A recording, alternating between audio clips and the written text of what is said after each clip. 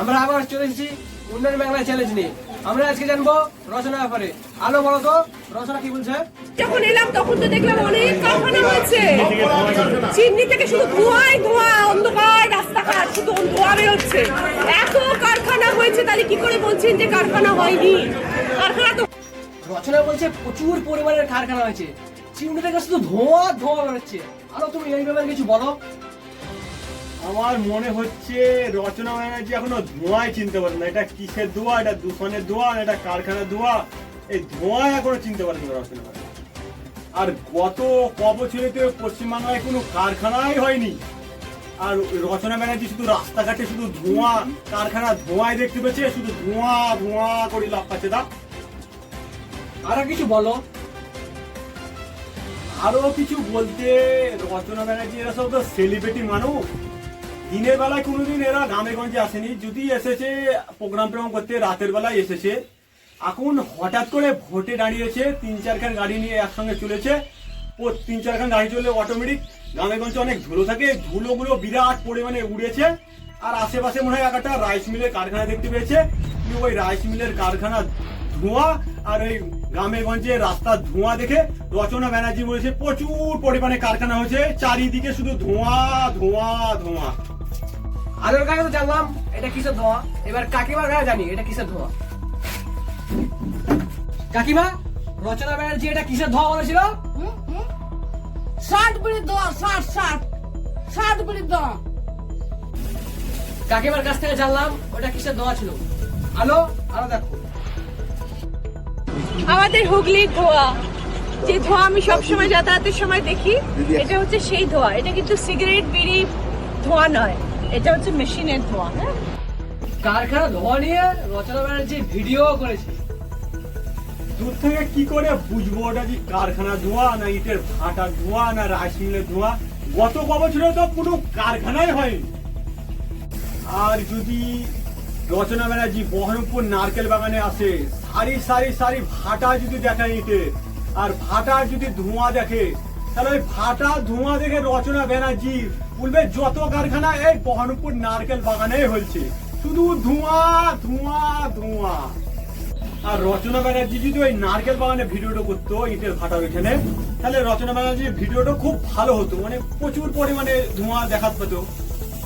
রচনা ব্যানার্জি আরো কি বলছে দেখো। টক দইটা তো অসাধারণ বাবা, আমাদের বাড়িতে তো এরকম টক দই হয়ই না কলকাতাতে। এত ঘাস এবং গাছপালায় ভর্তি, আর সেগুলো গরু খাচ্ছে।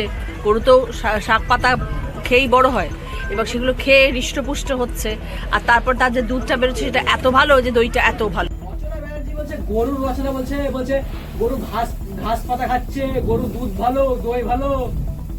আর গোল ভালো বলে কারণ গরু শুধু ওই ঘাস পাতাই খাচ্ছে, আর কিছু খাচ্ছে না, কারণ এই সানি খাচ্ছে না, খোল খাচ্ছে না, চাল সিঝা খাচ্ছে না, শুধু ওই ঘাস পাতায় খেয়ে গরু বড় হয়। আরো কি বলছে দেখো। বিজয়ী হই, তাহলে সব থেকে বড় কাজ যেটা আগে করবো সেটা জি বাংলার সাথে আগে বসবো। আগে বসো, হুগলির দিদিদেরকে আগে ডাকো। সবার আগে বলবো, ভাই আমাকে দিদিন দিনটা প্রমাণ করতে চাও, আমার হুগলি জেলার মানুষ আমাকে জিতিয়ে নিয়ে এসছে, হুগলি জেলার দিদিদেরকে আগে দিদি নাম্বার মানে ডাকো। তারপর রচনা বলেছে রচনা ব্যানার্জি যদি হুগলিতে জিতে যায়, তাহলে হুগলি মেয়েদেরকে আগে দিদি নাম্বার ওয়ানে নিয়ে যাওয়া হবে। এবারে আলো তুমি কিছু বলো। হুগলিতে শুধু ওই দিদি নম্বর ওয়ানই করবে, এখানে রচনা ব্যানার্জি জিতলে আর কোনো কাজ করবে না।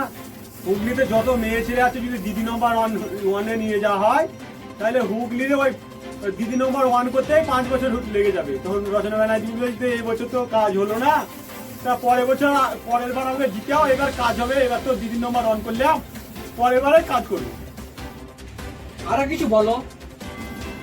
আর কিছু বলতে, আমি সব রাজনীতিবিদকে বলবো যে রাজনীতি করতে চান, সেই সব রাজনীতিবিদকে বলবো কমসে কম 6-7 মাস আগে রাজনীতির সাথে যোগাযোগ রাখুন। যেমন ধরেন কিভাবে কথা বলতে হবে শিখলেন, কিভাবে চুরি করতে হবে শিখলেন, কিভাবে চুরি করলে আপনি ধরা পড়বেন না, কিভাবে মানুষকে প্রতিশ্রুতি দিতে হয়, এইসব ব্যাপারে রাজনীতিবিদের সাথে পরামর্শ আগে নিন।